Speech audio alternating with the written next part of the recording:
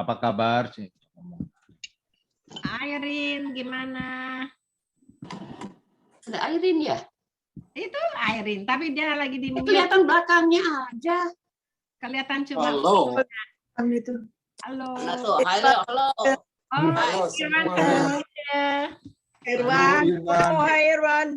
Irwan. Udah Saya- Segar. Halo, Irwan sudah sembuh ya. Iya, udah baik ya. Saya Udah udah sehat. balik ke rumah. Diana. Iya, iya, hai. Iya, Ya. kelihatan sehat. Halo Cinta. Hai, gimana? Segeruan. Oh, Wah, terang ya sekarang. tenang dah ya. Halo, ya oke. Saya Steve, Ah, saya ya. mau nyeletuk sedikit. Tadi saya ditelepon si Lena, dia nggak bisa masuk, nggak tahu ada yang bisa nolong apa nggak. Coba aja terus matiin, bilang suruh matiin. Matiin internetnya, nyalain lagi. Ya, lagu kedua saya ngelihat itu ada Lisian. Hai Lisian. Oh, hai. Iya. Lisian. Hai Loh, Lisian. pasanganmu mana Lisian? Iya, lagi Anwar lagi masih sibuk karena nanti ini Apa-apa. ya itu nganterkan Digangguin Priscilla clinical 3 bulan di apa itu? Di Kitchener. Iya. Kangen Iya, iya. sama kamu. Puji Tuhan bisa ketemu kembali. Kok Ingyan, apa kabar? Baik, gimana? Oh ya, kok ini. Ingyan.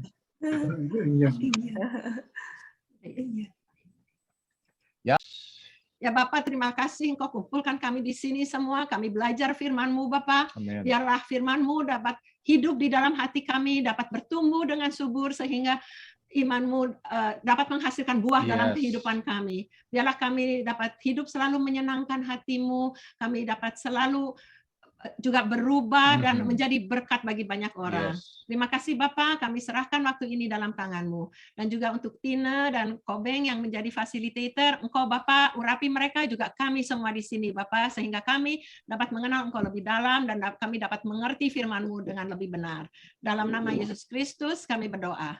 Amin. Amin. Aduh, luar biasa doanya. Ingin. Puji Tuhan. Amin, amin. Selama 4 minggu, Steve sama Inge itu sebenarnya sudah mengayomi kita ya. Sudah terus encourage kita untuk membaca firman bagian terakhir dari buku Yakobus ini. Dan saya yakin bagi mereka yang sudah spend time, mengadakan waktu untuk memperdalam, untuk mengetahui hati Yesus, ini berbicara kepada mereka. Kalau Steve bisa ditayangkan barangkali, the verses yang Yes. kita akan ini. Ya, sebentar. Mari kita bahas bersama. Ini adalah sesuatu yang normal ya, yang sebenarnya lazim kita lakukan.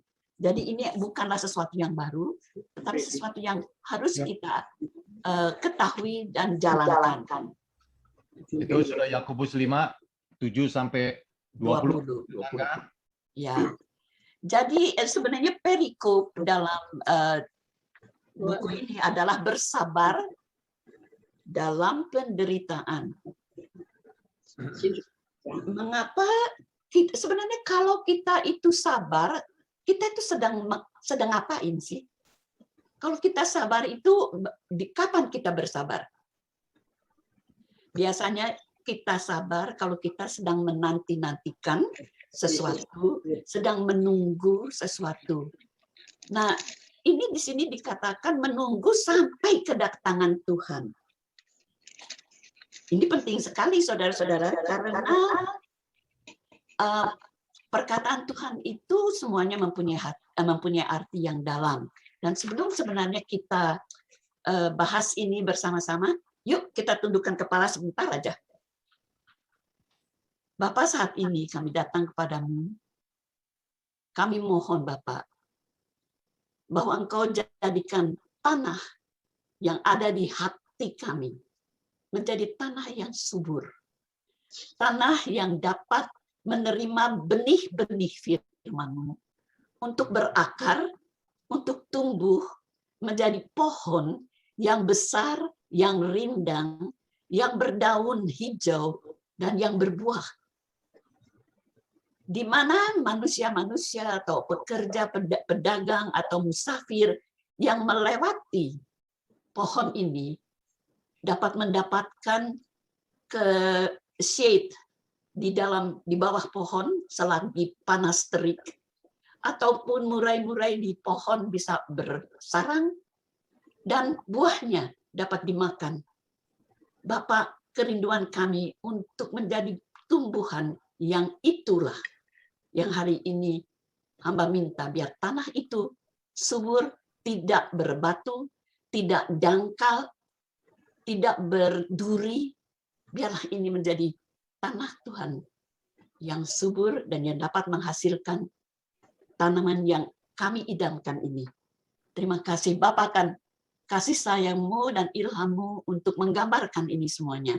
Dalam nama Kristus, hamba sudah berdoa dan mohon ini semuanya. Amin.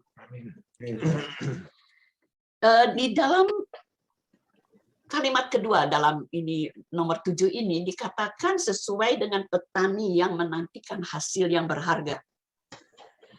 Apa maksudnya di sini adalah kenapa kita harus menunggu? Kenapa petani itu mesti menunggu dengan penderitaan? Apa yang diderita si petani itu pada saat dia menunggu agar tanamannya, yaitu padi, entah jelai atau apa, itu bisa bertumbuh. Ada yang bisa memberikan saya sedikit keterangan apa maksudnya dalam kalimat ini, petani yang harus bersabar dalam penderitaan, sedangkan dia cuma bercocok tanam. Ada yang bisa jawab? Kok diam semuanya? Nggak ada yang mau jawab. Oke, begini.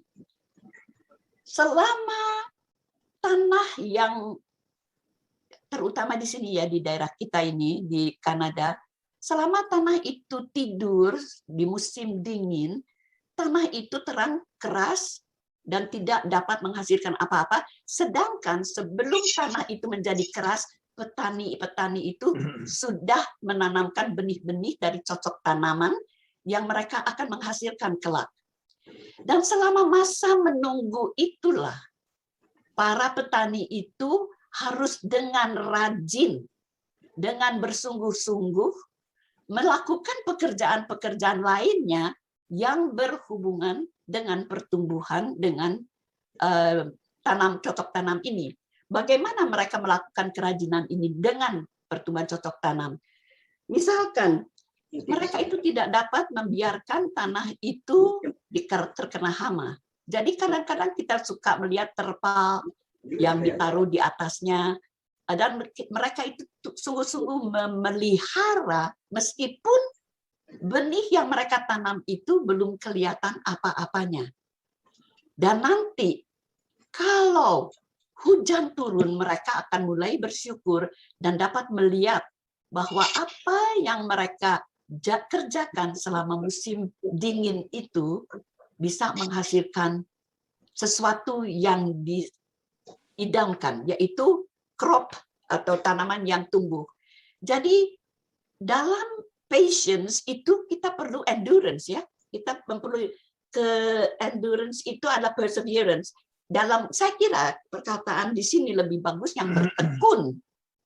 Kalau dengan bertekun itu kita mengharapkan sesuatu, kita lebih gairah untuk melakukan yang terbaik. Betul apa enggak? Betul ya. Nah, kedua, ini saya memberikan contoh yang kedua. Seorang wanita yang sedang pregnant, untuk bayinya lahir, juga kan nggak bisa diam-diam aja. Ya, jadi mereka itu selama 9 bulan bayi sedang tumbuh di dalam tubuhnya, dia itu harus rajin makan vitamin, dia harus pergi ke dokter, dia harus menjaga badannya begini begitu, makan ini, nggak boleh makan itu. Jadi semacam itulah yang dimaksudkan oleh Tuhan bahwa kita harus bersabar di dalam suffering. Suffering itu tidak berarti suffering yang yang meruntuhkan kita punya badan bisa rusak segala. No, tetapi secara simbolis. Sampai sebegini bisa mengerti ya? Coba Ya. kita teruskan. Ada pertanyaan? Ya, saya mau menambahkan sedikit, kalau boleh. Oke. Tadi yang diterangkan Tina adalah patience daripada orang-orang yang diharapkan untuk melakukannya, dan sudah diterangkan bagaimana ini semuanya terjadi dan apa yang harus dilakukan. Tetapi dari pihak Tuhan, kita seperti kita berpengalaman, kita membaca banyak hal-hal mengenai patience yang harus diberikan oleh kita dalam menunggu the return of Jesus Christ. Ya. Nah, dalam hal ini, kalau kita lihat dari apa yang Tuhan lakukan, saya kira apa yang telah Tuhan lakukan untuk kita menunggu dengan penuh kesabaran adalah supaya Tuhan pada waktunya reap the precious fruit of the harvest. Maksudnya Tuhan memberi kita kesempatan yang masih banyak, dan kita pada akhirnya waktu Tuhan memanggil kita semua dan kedatangan Tuhan Yesus yang kedua akan datang, itu harvest yang paling besar yang sudah akan dicapai karena menunggu sekian lamanya. Jadi Tuhan seolah-olah memberi last opportunity kepada orang-orang, dan sebelum dia mengambil panennya itu semua. Dan itu yang diharapkan saat yang paling klimaks, paling utama. Saya kira-kira begitu. Oke, dalam keadaan menunggu, kita itu harus mempunyai kesabaran, kata Tuhan. Misalnya, dalam menunggu itu kadang-kadang kita akan menemui argumen, kecekcokan, ketidaksepahaman, dan sebagainya. Dan sudah lazim bagi manusia sehari-hari, kalau kita ada sesuatu yang nggak cocok, kita langsung marah-marah kan? Kita langsung blaming others kan? Itu sebenarnya kita harus bisa tangani dengan patience. Yaitu why is it important untuk mendapat patience?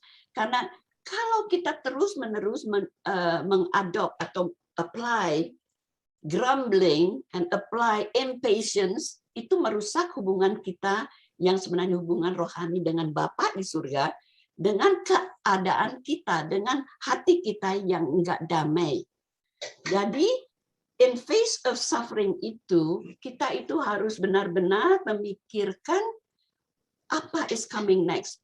Kalau saya mengambil tindakan ini, tidak sabar misalnya, saya marah-marah, saya mau balas itu semuanya, itu nantinya keadaan ini bisa menghasilkan sesuatu in the future, because apa yang kita lihat adalah saat ini, tapi Tuhan itu bisa melihat hasil pekerjaan kita yang sudah ada, yang sudah direncanakan oleh Tuhan. Maka dari itu, di dalam buku ini juga disebut kita harus mengambil contoh bagaimana orang-orang nabi-nabi zaman dulu yang sudah menaburkan perkataan Tuhan ke dunia itu, dan sering ditolak, dicemooh, di segala macam kan, malah sampai dibunuh. Kita harus sesabar mereka, dan kesabaran itu oleh Tuhan diberikan pada akhirnya sebagai a reward to them. Mengapa? Karena nama mereka itu disebut di dalam Alkitab. Seperti apa yang disebut itu mengenai Job, bagaimana dia itu bisa bertahan sekian lama, sungguh terus memikirkan obedience, memikirkan Tuhan, memikirkan apa yang akan diberikan Tuhan itu baik dalam hidupnya. Atau Elijah, yang dapat menentang raja yang kejam itu, yang memaksakan orang-orang di tempat dia tinggal itu untuk memuja berhala. Dia itu sampai Elijah itu seorang yang prophet ya, nabi, yang karena begitu intimnya, begitu dekatnya dengan Tuhan, dia berdoa dan Tuhan mengiyakan, doa dia. Kenapa? Karena waktu dia berdoa Tuhan, ini hamba mau berdoa supaya 2,5 tahun tidak akan hujan, supaya orang-orang ini dapat belajar bahwa mereka menentang Engkau sebagai Tuhan yang Maha Kuasa, dan mereka supaya bertolak kembali kepadamu, begitu. Dan 3,5 tahun itu terjadi benar-benar tidak setitik air hujan pun yang turun. Nah, jadi pelajaran ini sungguh dari zaman dulu sampai zaman sekarang Tuhan masih tetap sabar untuk kita. Kapan kita itu mau benar-benar obedience? Itu adalah between you and God, right? Cuman diberi contoh yang sedemikian rupa. Jadi kalau kita itu bertekun, saya kira obedience, patience, perseverance will come. Dan itu adalah sikap hati yang Tuhan inginkan. Coba sampai di situ aja. Apakah ada pertanyaan? Karena mungkin saya sedikit off the topic. Tetapi if ada yang off the topic, please say. Supaya kita dapat dikoreksi dan diluruskan. Tante Tini, saya boleh mungkin bukan bertanya ya, tapi komentar kali Tante. Oh, sure. Sorry, karena saya memang belum lansia, masih muda, jadi saya juga mohon dikoreksi kalau salah. Tapi tadi menarik bahwa Tante mengatakan Elia dan Ayub. Apakah Ayub bersabar? Saya bilang kok enggak ya, Tante.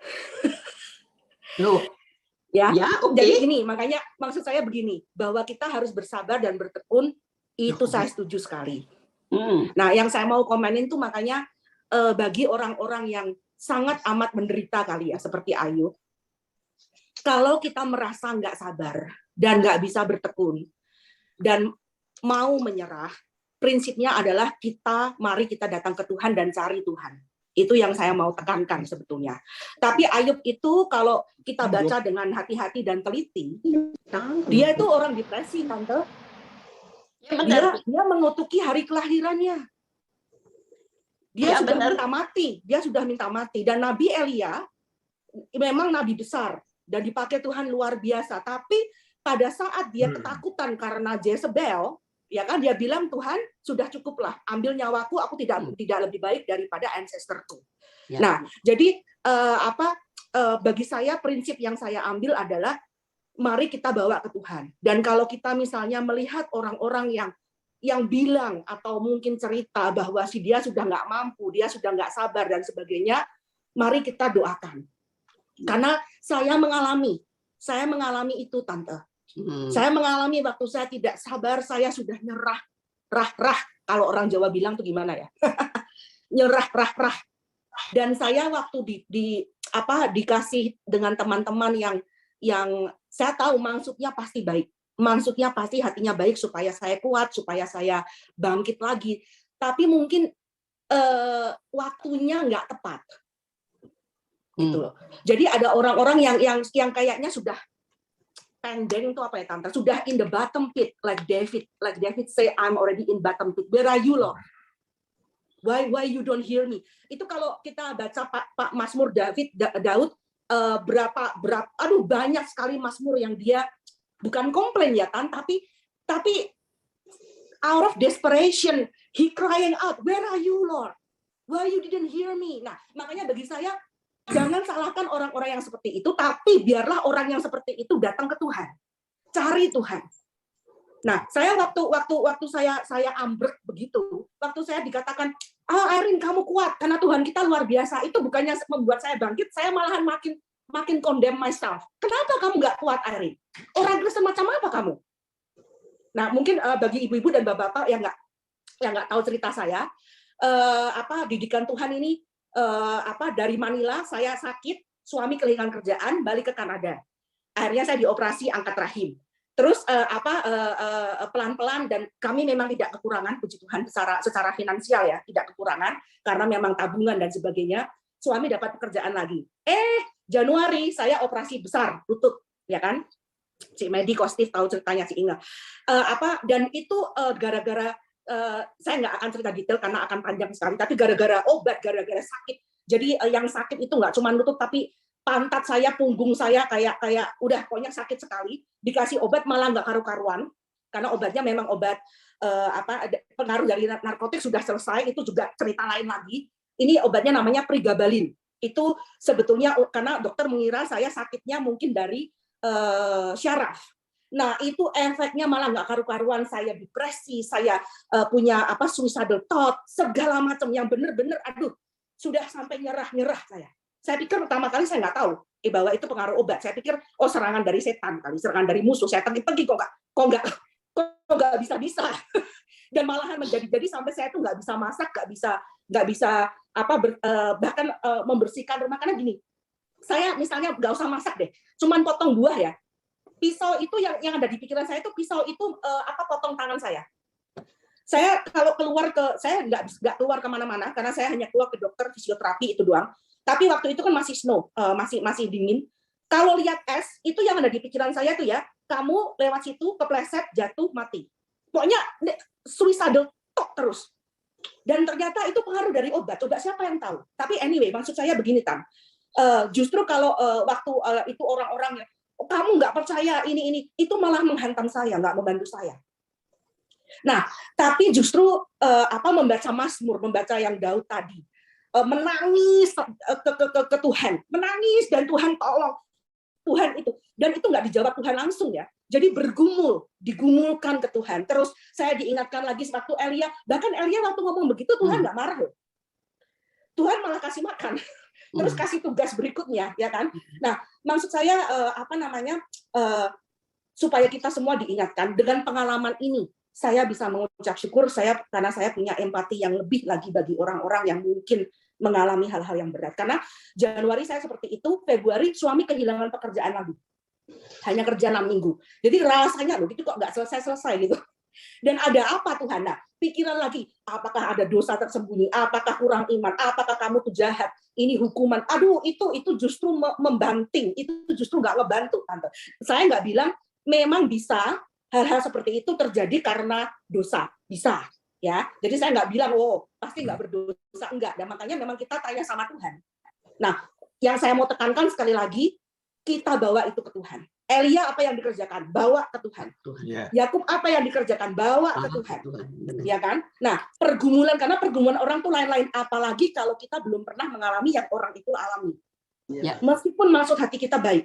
Ya.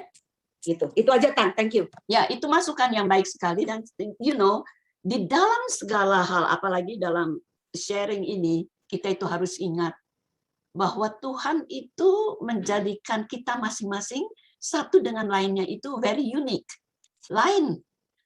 Memang ada yang benang persamaannya, tetapi setiap orang itu lain, diperlengkapi secara lain. Jadi apa yang Irene hadapi is specific for you. Jadi yang saya ambil dari pelajaran ini is the common trend. Ya, jadi perseverance is needed with patience and suffering, just like Christ did. Because through perseverance, we will gain our character and we will be closer to God because we are knowing Him much better through intimacy and communications and communion with Him. Jadi, for me, kejadian dengan Irene is so specific for you. Itu sesuatu yang untuk saya tidak dapat menangani atau I don't know what to say to you, but just pray for you. That's all that I can do. But for you who is in it, it's in God's hand. And I believe you pray to Him, and you pray with everything that you have in you, with love, with deep regret, with asking Father, forgive me if I did sin. You did everything right, but it's specific. What I am talking about is in common. This is what a Christian should do. Ya, Dan. Okay? Alright, can we go further now? Apa ada yang masih mau? Ya. Sampai jumpa. Sundiong barangkali mau Sundiong mau jump into the mess here. Oke, saya tambahin dikit. Ya, oke. tadi yang dikatakan tentang Ayub itu ketekunan Ayub ya. Nah, saya waktu baca buku Ayub, emang banyak, emang ada yang dia udah kesel semua, tapi dua hal dari Ayub yang saya lihat paling bagus, yaitu di pasal 13, ayat 15. Ini saya bacakan aja ya. Kalau bahasa Indonesia yang terjemahan bebas itu saya kurang, dia nulisnya gini. Lihatlah, ia hendak membunuh aku, tak ada harapan bagiku, namun aku hendak membela perilakuku di hadapannya. Tapi di New King James itu dikatakan, though he slay me, yet will I trust him. Even so, I will defend my own ways before him. Jadi kalau saya terjemahkan dalam bahasa Indonesia itu, sekalipun ia membunuh aku, namun aku akan tetap berharap kepadanya. Ya, jadi saya melihat emang dia apa-apa yang tadi Arin bilang lari ke Tuhan lagi, juga bilang ambil nyawaku, mintanya ke Tuhan. Jadi apa-apa dia tuh larinya ke Tuhan, tapi dia juga tetap membela perkara dia, gitu ya. Itu yang pertama yang saya senang dari Ayub. Yang kedua itu di 23, di Ayub 23 ayat 10b. Seandainya ia menguji aku akan timbul seperti emas. Ya. Kita lihat emas murni itu untuk dimurnikan perlu api. Refinery, ya, refinery. Nah, apinya itu supaya sampai murni itu 1064 degree. Jadi panas ya, kita kalau kena air mendidih 100 derajat Celcius saja kita udah cerit-cerit. Ya, melocot gitu ya. Tapi ini 1064 Celcius. Nah, dengan panas begitu, perak semua logam-logam yang tidak mulia lepas. Jadi dia jadi emas murni. Nah, kita juga melihat kalau kita ada masalah, emang tujuan Tuhan tuh sebetulnya nggak beri kita kenyamanan. Tapi nomor satu membentuk karakter kita supaya kita bisa jadi seperti Yesus. Ya. Jadi semua yang jelek-jelek itu, kalau kita diuji dengan api yang panas seperti itu semua yang jelek-jelek kita itu bakal lepas.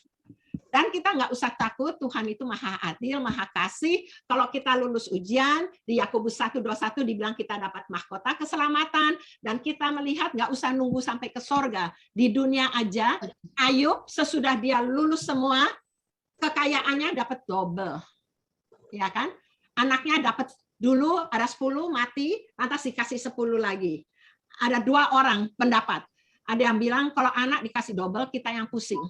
Sebab anak itu susah ya buat didik anak. Ada lagi bilang sebenarnya double, sebab kalau manusia itu kan adalah jiwa. Jadi tetap ada, kekal. Manusia itu kekal. Jadi dia tetap punya 10 di sorga dan punya 10 di dunia lagi. Jadi tetap punya 20. Jadi saya ngelihatnya gitu. Dan lagi kalau kita ngelihat tentang kesabaran, kita tahu kesabaran itu apa? Adalah buah Roh Kudus kan? Ya. Galatia 5:22. Love, joy, peace, patience, kesabaran kan? Jadi kalau kita itu nggak sabar, kita lewatin hal yang sukar, atau kita ngadepin orang yang nyebelin, atau kita menantikan waktu Tuhan, kayak kita tahu Tuhan menjanjikan apa kok belum dapat, kita tuh nggak sabar. Kita jangan lihat yang luarnya kita, emang itu orang nyebelin, nggak tahu diri. Kita mendingan selalu koreksi diri sendiri. Nah, orang kan dibilang itu adalah kesabaran adalah buah. Jadi kalau kita nggak berbuah, di Yohanes 5 ayat 5 kan Tuhan bilang, di luar aku kamu nggak akan berbuah. Jadi yang kita perhatikan jangan orang lainnya atau masalahnya, kita lihat hubungan kita dengan Tuhannya gimana. Ya, sebab Tuhan menjanjikan kalau kita tinggal dalam Tuhan, maka pasti kita akan berbuah banyak. Itu di Yohanes 5 ayat 5. Jadi ya saya cuma mau tambahin itu aja. Jadi yang tadi Airin bilang, emang biar gimana, biarlah kita selalu gelandotan sama Tuhan, kembali ke Tuhan, udah jangan liatin sakitnya, penyakitnya, nyebelinnya, keadaan, tapi kita biarlah fokus kita kepada Tuhan terus. Saya sedikit dari pengalaman, cuman pengalaman ini aja loh, apa cara kesabaran itu dan juga dicobai sama Tuhan. Kita tuh banyak emosi. Diuji. Emosi itu kalau kita nggak tahan, banyak semua orang itu langsung marah, langsung dia mukul orang, bukan mukul aja, pakai mulut juga dia bisa nembak. Jadi kata lain, kita itu mesti kembalinya tuh kita punya pikiran, kita anak Tuhan. Kita selalu kembali kepada apa yang Tuhan pelajarin pada kita. Kalau kata-kata saya selalu bilang, setan, get out of my way. Itu saya lebih percaya begitu. Barang-barang yang jelek, segala kejadian jelek, itu sesuatu dari setan. Itu kepercayaan saya begitu semua. I know ada circumstances, certain thing, tapi semua itu jelek. Kenapa saya ngomong begitu? Hidup ini kita mesti enjoying our life. Bagaimana kita bisa enjoying our life kalau kita menuruti perintah-perintah Tuhan. Itu yang saya percaya di situ. Jadi setiap kali kalau ada apa-apa, no, get out from me, setan. And I will in control. Even doa saya aja. Saya ada doa, saya bilang, Tuhan, emosi saya dijaga. Jangan sampai saya itu melebihi seperti apa yang Tuhan tidak kehendaki. Itu secara praktik loh saya ngomong, tapi saya banyak sekali balik-baliknya itu kita kembali pada Tuhan. Apa itu artinya? Ya cuman gitu. Oke, saya tadi lihat Hans, selamat nongol di sini. Hans, saya. Ayani. Okay. Saya mau tambahin. Saya mau kepalanya. Tadi udah hilang. Itu kepalanya sedikit aja sih lihat. Lian Hua cuma setengah kepalanya. Kalau si Hans cuma kelihatan kemeja barunya. Tadi. Lian Hua itu Hans udah lama. Kemeja barunya. Kemeja baru. Gagah kok Hans. Nggak usah dibenerin lagi. Senang lihat Julia. Ingat? Ya, silakan. Saya bisa tambahin ini satu hal, kalau memang kita misalnya jatuh sakit atau apa gitu ya, jangan sampai kita ini juga melihat apa ya dosa yang lampau, right? Jadi itu one thing yang harus kita juga ini ya, jangan lihat aku saya salah apa ya dulu ya kok sampai kayak gini gitu. Jadi itu one thing I think bisa diingat juga. Ya kalau saya ngelihat ya, kadang-kadang juga kan dibilangin ya, kita menuai apa yang kita tabur. Itu hukum Allah dan hukum alam. Jadi kalau saya bilang kita mengoreksi diri sendiri, kadang-kadang kita, tapi nggak usah sampai nggak bisa tidur, condemnation ya jangan. Tapi kalau kita nanya Tuhan, saya percaya Tuhan bakal kasih tahu. Nggak usah cari tahu nggak usah. Tapi biar kita terbuka, maybe emang kalau kita salah, ya kita bertobat, kita minta ampun, selalu setia dan itu. Tapi ya jangan sampai nggak bisa tidur, sampai mikirin terus. Ini si Aileen udah lagi mau ngomong lagi nih kelihatannya. Ya makanya memang benar Cik Ina dan Cik Medi. Tapi maksud saya gini, memang ada di Alkitab yang seakan-akan tuh orang itu sakit atau mengalami hal-hal yang secara manusia paling enggak jelek karena memang dosa gitu. Tapi memang tidak selalu itu. Nah, makanya kembali lagi bagi saya prinsip saya itu datang ke Tuhan. Tanya sama Tuhan. Ya kan? Ada apa Tuhan kok ini terjadi? Kita mungkin ingat khotbahnya si bedanya antara cobaan dengan ujian, ya kan? Nah, kalau kita dijolimi sama orang, kita mau marah apa enggak itu mungkin masih cobaan karena itu ada di bawah kontrolnya kita. Tapi kalau penyakit yang kayak kanker atau penyakit yang masuknya bukan karena kesalahan kita atau di PHK itu kan diizinkan sama Tuhan. Ya kan? Nah, yang saya mau katakan adalah Cik Inge, ini salah satu khotbahnya Pak Andreas SW. Itu menarik sekali bahwa kita boleh mengeluh kepada Tuhan. Yang nggak boleh tuh mengeluh tentang Tuhan. Dari Indonesia. Gitu loh. Saya untuk mengeluh kepada Tuhan. Karena kalau kita baca Mazmur itu baik Daud maupun yang lain-lain itu keluhannya banyak sekali loh. Kalau kita mau jujur ya, kita baca lagi deh. Nah, itu menarik karena iya ya gitu loh. Ya kan? Nah, yang nggak boleh tuh mengeluh tentang Tuhan. Kita marah sama Tuhan, kita sakit hati, tapi mengeluh sama Tuhan, orang ini jahat sekali. Atau apalah, nggak tahu ya kita keluar Tuhan, saya nggak tahan Tuhan. Kalau saya nggak tahan rasa sakitnya. Saya sudah capek sakit. Ya kan? Nah, justru dari situ memang banyak hal yang saya bisa diajarkan. Ya kan? Salah satunya, saya bisa mengucap syukur bukan karena sakitnya, tapi setelah saya mengalami, kalau kita bawa ke Tuhan, kita bergumul sama Tuhan, kita kan ketemu Tuhan. Ya kan? Nah, justru dari situlah dari pertemuan-pertemuan yang kayaknya Tuhan itu nggak saya rasakan dalam tanda kutip, tapi saya tahu dia ada, ya kan? Tapi dari situ lama-lama tuh rasa apa ya, kekuatan dan joy. Saya baru tahu, oh itu loh yang dinamakan joy. Itu tumbuh gitu loh. Habis itu ya, habis saya sakit sudah pelan-pelan udah sembuh. Terus apa namanya, suami sampai sekarang belum ada kerjaan, tapi kita masih bersyukur masih ada apa namanya kekurangan. Anak kami dizolimi. Anak saya semestinya lulus, dia kuliah jadi perawat, ya kan, sudah lulus, semestinya sudah selesai. Apa namanya, karena dapat preceptor itu seperti kerja praktek, singkat cerita pokoknya harus mengulang. Dan itu bukan kesalahan anak kami. Itu kan penuh kemarahan ke ini. Tapi saya tuh apa ya? Karena sudah, mungkin yang saya syukuri adalah saya sudah terbiasa, ayo kita bawa ke Tuhan. Kami bertiga nangis, kita bertiga teriak sama Tuhan, dan anak saya akhirnya diberi rema sama Tuhan yang itu melepaskan dia. Dan di situ ketika saya bilang, Tuhan, saya nggak ngerti kenapa ini terjadi. Saya nggak tahu, karena ini bukan kesalahan anak saya, Tuhan. Saya sebagai ibunya sebenarnya yang paling berat. Jadi anak saya sama suami saya itu mungkin menanggapinya lebih positif gitu ya. Saya yang, kalau Irene yang dulu mungkin saya sudah datengin itu dosen, saya mungkin ajak ngobrol gitu paling nggak. Mungkin nggak akan saya marah-marahin atau pukul ya, tapi saya pasti nggak terima gitu loh. Anyway, di situ saya diingatkan dengan beberapa khotbah di masa lalu dan tentang apa namanya, cerita Yusuf dan Daud. Yang Roh Kudus bilang, nak, Daud itu sudah diurapi sama Samuel 13 tahun loh, dia mesti nunggu, dan nunggunya Daud itu bukan waktu yang enak, dikejar-kejar sama Saul, mesti melarikan diri bahkan ke negara orang yang bukan Israel, pura-pura jadi gila dan sebagainya dan sebagainya. Yusuf kita tahu ceritanya lah, ya kan, dijual segala macam. Nah, tapi maksud saya gini, yang bisa saya syukuri adalah apa yang dihasilkan dari itu gitu, Ko Steve. Jadi bukan sakitnya, tapi apa yang dihasilkan dari sakit itu. Gitu aja. Irene, boleh saya kasih sedikit. Saya tadi bilang, bukankah lebih baik kita bilang segala apapun yang Tuhan berikan pada kita adalah yang terbaik. Fokus saya ini ngomongin soal praktek aja ya, tapi saya juga based on pelajaran dari Alkitab, bahwa segala yang Tuhan izinkan itu tidak yang jelek. Oke, semuanya yang baik. Jadi kalau kita fokus only on that, ini ngomong pengalaman ya jadinya, kalau fokus on yang baik, semua apa yang terjadi itu yang terbaik. Tapi kalau kita mulai mempertanyakan segala sesuatu, itu sesuatu yang akhirnya kita itu memberikan jalan, inroad kepada setan.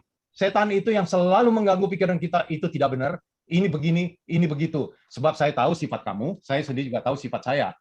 Mungkin tidak work pada semua orang, tetapi ya jangan mikir bahwa Tuhan, yang tadi juga ada si Medi bilang, oh itu penyakit karena saya dulu begini. Jangan pernah fokus on gituan. Tuhan selalu memberikan yang terbaik pada kita, keluarga kita, pada kita, pada semua. Everything's gonna be in place. Kehendak Tuhan yang terjadi. Itu yang maksudnya bergumul dengan Tuhan kita. Akhirnya kita tuh semua, orang mau bilang apa? Hey, get out from my thought. Itu yang saya selalu dalam praktek. Jadi saya sudah mengucap syukur, Kosti sudah sampai di tahap itu, gitu kan? Ya kan? Karena saya bilang untuk orang lain menerima itu harus masing-masing. Nah, sampai saya terima itu, sampai saya terima bahwa itu rema bahwa, hey, ya kan? Karena renewing our mind itu tiap orang beda-beda gitu loh. Nah, makanya saya bilang justru setelah saya diingatkan dengan itu dan tiba-tiba itu kayak ada kekuatan dan damai sejahtera yang di hati saya yang rasanya tuh is going to be okay. Tuhan, dan waktu itulah saya bisa ngomong sama Tuhan, Tuhan, saya masih belum ada jawabannya, saya masih belum mengerti kenapa semuanya ini terjadi, but I will trust you, Lord. Nah, maksud saya adalah makanya prinsipnya bahwa ayo kita bawa ke Tuhan. Saya jadi ingat khotbah-khotbah Pak Yusa segala macam, marah pun kita bawa ke Tuhan. Jadi karena kalau kita orang lagi sedih, lagi depresi ya, Kostif ya, diomongin seperti itu nggak masuk, Kostif. Nggak akan masuk. Jangan pernah marahin orang. Nggak masuk kali. Jadi tapi makanya kita doakan dan kita ajak, kita dorong komplain ke Tuhan nggak apa-apa gitu loh. Yang nggak boleh tuh komplain about God. Gitu. Karena di Alkitab banyak ayat-ayat yang tentang komplain to God itu banyak sekali gitu loh. Ya tadi contoh-contohnya aja si Ayub, si Elia, ya kan? Elia yang nabi sebesar itu aja nggak kuat gitu loh. Dan kita bagi saya itu malah menghibur saya. Dan Elia yang nabi besar aja seperti itu lah. Kamu tuh siapa, Irene gitu loh. Nah, tapi dari ketidakkuatan itu, ayo kita datang ke Tuhan. Itu prinsipnya yang itu pokoknya. Nah, nanti seperti Inge bilang, Tuhan akan ngomong ke kita sendiri dengan caranya segala macam. Saya dengerin kesaksian Kostif yang di mana adalah hamba Tuhan, ibu-ibu orang Batak, dia menderita sakit anti imun, 7 tahun lumpuh. Bayangin 7 tahun gitu loh. Tapi itu pengalaman dia tuh mirip sama saya. Nah, di mana juga pada waktu dia diomongin seperti yang Kosti tadi, semua yang dari Tuhan pokoknya kita percaya itu baik. Pada waktu itu nggak masuk di akal kita, terlepas itu kebenaran apa enggak ya Kosti. Nah, itu mari kita bawa ke Tuhan, karena dari situlah tiap-tiap orang akan dikerjakan Tuhan dengan caranya, dengan waktunya sendiri-sendiri. Sampai itu jadi rema, kita bisa terima, damai sukacita datang. Gitu. Setuju itu. Ya. Amin, amin. Saya sedikit mau menambahkan, saya setuju dengan Pak Steve. Memang semua yang jelek itu dari setan. Cuma kita sendiri terkadang yang mulain. Kita merasa kita pinter, kita hebat, terus kita bikin, di situ setan datang. Ya bener, lu hebat, lu pinter. Nah, lalu kita lakukan, terjadilah apa yang tidak kita inginkan. Ya, jangan kita anggap kita ini hebat. No, tanpa Tuhan kita bukan apa-apa. Ya, saya ngalamin. Saya juga bukan berarti hidup saya lurus-lurus terus. Pernah gitu nyimpang, gue nyimpang nih. Gue balik lagi gitu kan. Nah, itu Tuhan selalu menyertai kita. Kita bukan seperti robot loh ya. Kita Tuhan atur begini. Enggak, kita ada free will, kebebasan. Nah, kebebasan ini jangan kita gunakan untuk kita anggap, gue pinter gitu. Contoh salah satu waktu pertama Tuhan ciptakan Adam dan Hawa. Sebenarnya udah ada larangan jangan makan buah itu. Tapi kan, nah di situ ya kan setan yang lu makan ini lu jadi pinter, lu jadi hebat. Nah disitulah kita terus terpengaruh. Nah ini kebanyakan kita manusia terjadi seperti ini. Ya sering. Saya juga ngalamin, tapi saya nggak sampai parah gitu. Gue udah nyimpang nih. Balik lagi. Makanya di dalam hidup saya sampai saat ini saya nggak ngalami hal-hal yang berat itu enggak. Ya, puji Tuhan. Ya, saya percaya memang Tuhan memberikan sesuatu semua yang baik. Kita yang sering kadang-kadang merasa kita lebih pinter dari Tuhan. Nah, itu di situ saatnya iblis langsung, lu bener, lu hebat, lu pinter, ya kan? Lakukan itu. Setelah udah terpuruk ya parah baru kita nyadar. Untung kalau kita nyadar, kalau enggak ya hancur lah ya. Terima kasih waktunya. Terima kasih. Semua udah pada saya mau sorry banget karena ini hati saya tergelitik sekali Om Tirta. Ya kan? Saya setuju bahwa apa yang jelek itu kebanyakan dari musuh, ya. Meskipun juga hasil dari dunia yang sudah jatuh ke dalam dosa. Dan apa yang baik itu dari Tuhan. Tapi saya mau ngomong, terkadang apa yang kita pikir baik dan jelek itu nggak sama dengan apa yang Tuhan pikir baik dan jelek. Itu masalahnya. Contoh ya, seperti sakit penyakit itu. Ya mungkin memang bukan dari Tuhan, karena kita kan setelah Adam dan Hawa jatuh ke dalam dosa, dunia ini adalah dunia yang sudah tidak bagus lagi, ya kan? Makanya sakit penyakit bisa jadi dari situ, bisa jadi dari setan. Saya nggak mau debat soal itu gitu. Tapi bagi Tuhan itu kalau dari sakit itu kamu tuh bisa sadar, itu diizinkan gitu, ya kan? Nah, saya dulu begini Om, karena saya merasa orang yang diberkati sama Tuhan, apalagi kalau kita melihat hanya Old Testament, itu adalah orang yang tidak kekurangan, malahan secara materi itu melimpah ruah, sehat, panjang umur, anak-anak semua. Kalau kita melihat Old Testament ya, itulah orang yang diberkati. Jadi kalau kamu dekat sama Tuhan, kamu hidupnya benar di dalam Tuhan, pasti seperti itu. Nah, setelah kita lihat di New Testament, waduh, berubah semua Om. 12 muridnya Yesus, ya 11 lah. Ya, karena Yudas terhilang gitu kan. 11 muridnya Tuhan Yesus tuh mana yang tidak menderita, dan semuanya dihukum mati semua, kecuali Yohanes yang dihukum mati nggak mati. Gitu loh. Jadi yang menyadarkan saya tuh ada satu pendeta yang bilang think about it. Kalau setan tahu, ini cuma contoh ya, Kalau musuh tahu bahwa dengan misalnya hidup kamu tuh dibikin enak dalam bentuk apapun, entah dalam bentuk kekayaan atau sehat atau apapun, dengan itu kamu sadar secara tidak sadar hubunganmu sama Tuhan itu tidak dekat. Setan kasih itu loh. Setan kasih itu gitu loh. Karena itu yang dimaui setan, kita nggak dekat. Jadi ukurannya bukan apakah hidup kita itu berkat material atau apa, tapi kembali yang saya tadi bilang, hubungan sama kita sama Tuhan gimana? Baik dalam suka maupun duka, dan sakit maupun nggak sakit, itu dan pada akhirnya seperti Tante Tina bilang, mari kita lihat buahnya. Buah apa yang kamu hasilkan, yang dihasilkan dari itu maupun karakter ya, tentunya buah ini di sini buah karakter, bukan buah secara material gitu loh. Karena itu menyadarkan saya, iya ya, Kalau misalnya dengan itu setan tahu bahwa kamu dengan itu kamu akan nggak deket sama Tuhan, dikasih itu. Itu. Sorry, terima kasih. Ya, terima kasih. Semuanya bagus. Itu terutama terakhir itu mengatakan bahwa kita itu mengecek diri sendiri. Semua kita tahu, semua mesti dekat sama Tuhan. Semua ada jawaban masing-masing. Tapi saatnya sudah sebegini, silahkan Tina, David. Sebenarnya it's a lively conversation. Inilah yang membuat kita sebagai anak-anak Tuhan itu lebih waspada, lebih alert. Karena kalau kita membiarkan pikiran kita going wild, that's trouble. You're calling for trouble. Tapi saya kira all in all pelajaran yang diberikan dalam buku James itu adalah sebagai mutiara-mutiara yang harus kita pelihara dalam hidup kita. Segala kunci daripada kehidupan iman kita itu ada di dalam situ. Dan saya kira semuanya juga mengerti secara biasa, karena kita orang biasa. Kita mengerti apakah tugas kita, di mana kita harus mempunyai self control, di mana segala macam harus lakukan. Tetapi that is the reason makanya kita mengadakan Bible study is untuk kita itu selalu alert, waspada. Kita bisa saling memperhatikan, bisa saling mengisi, bisa saling menolong and support. Amen. So, I love a conversation like this, but guys, prayer, the heart of God, our heart is all one. Yes. Percaya nggak? Amin. Karena apa yang ditanamkan oleh Tuhan itu ada pada kita. Dan kita pasti meresponi Tuhan kalau kita memelihara kehidupan kita itu bersih, pure, dan ingat akan janji-janji Tuhan, firman Tuhan, dan apa yang dikehendaki oleh Tuhan. Obedience is one of them.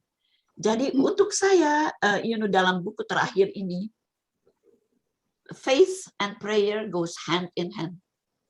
Iman dan doa.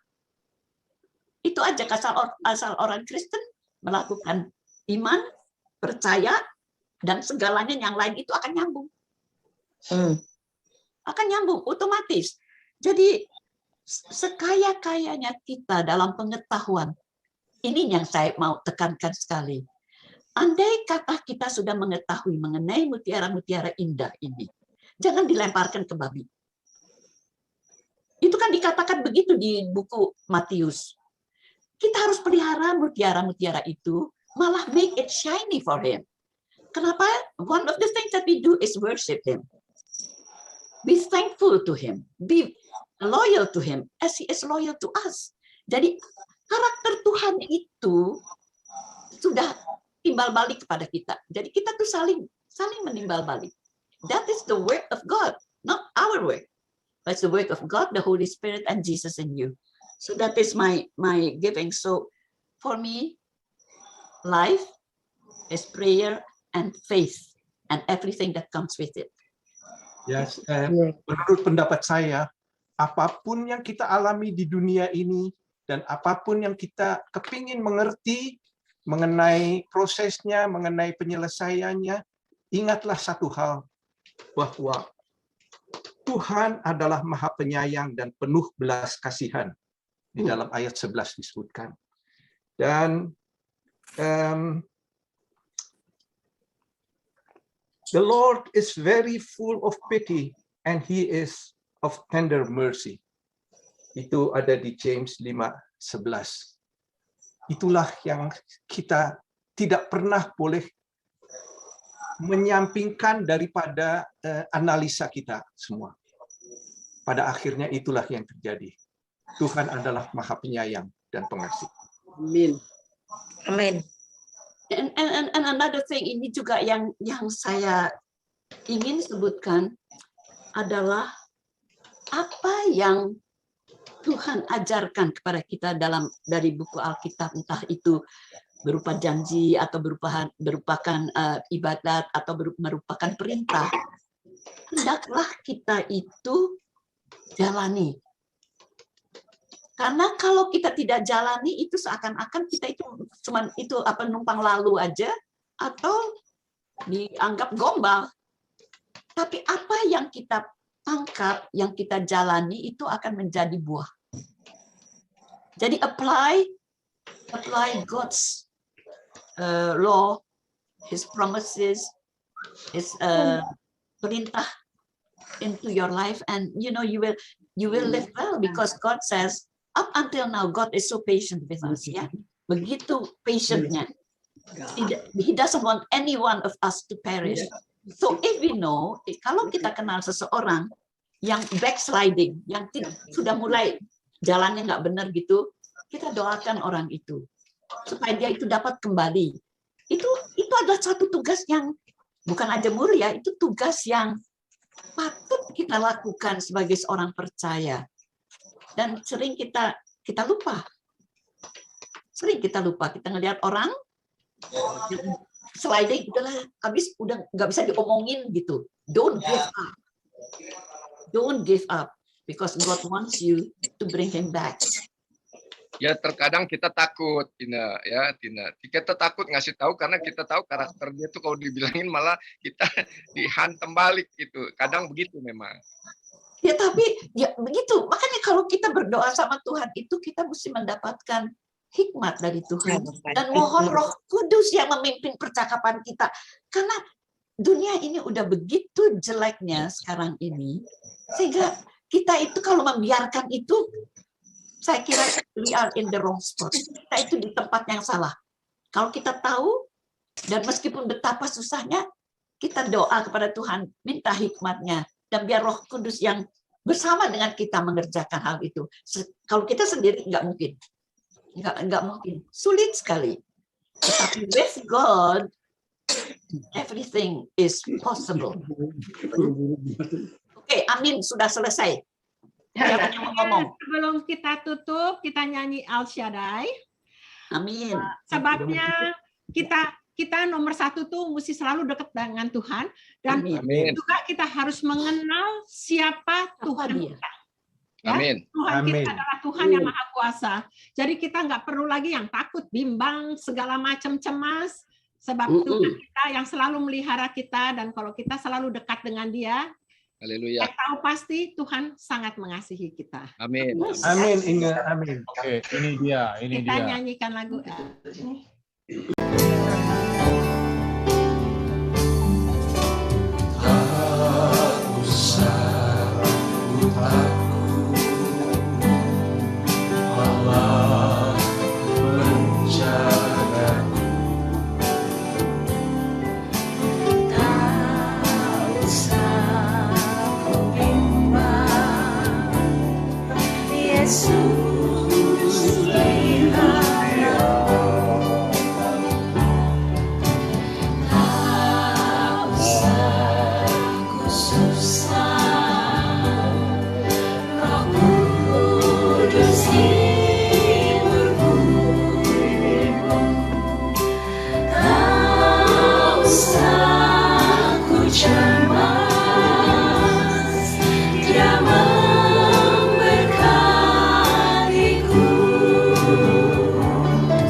El Shaddai, El Shaddai.